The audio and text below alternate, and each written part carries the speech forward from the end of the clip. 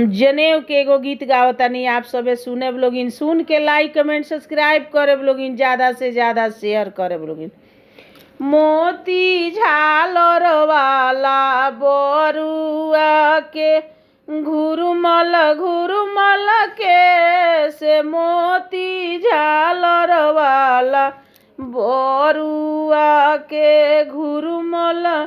घुरुमल के से, के करा हाथे छुड़ा कोइची, के करा खोइछा काटा से, मिरिगा छाल वाले बरुआ के घुरुमल घुरुमल के से, मोती झालर वाले बरुआ के घुरुमल घुरुमल के से, नौआ के हाथे छुड़ा कोइची, फुआ के खोइछा काटा से, मोती झालर वाले बरुआ के घुरुमल घुरुमल के से, मोती झालर वाले बरुआ के घुरुमल घुरुमल के से, कहाँ रखब छुड़ा कोइची, आ कहवा रखब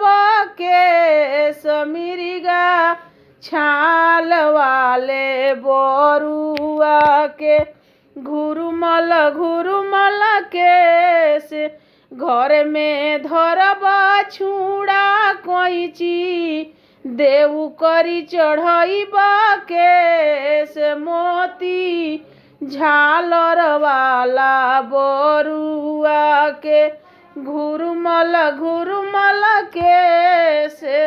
मोती झालर वाला बरुआ के, मोती झालर वाला बरुआ के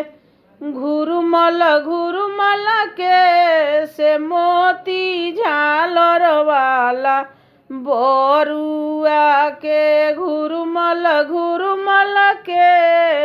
आप सभी के गाना सुनने के लिए धन्यवाद।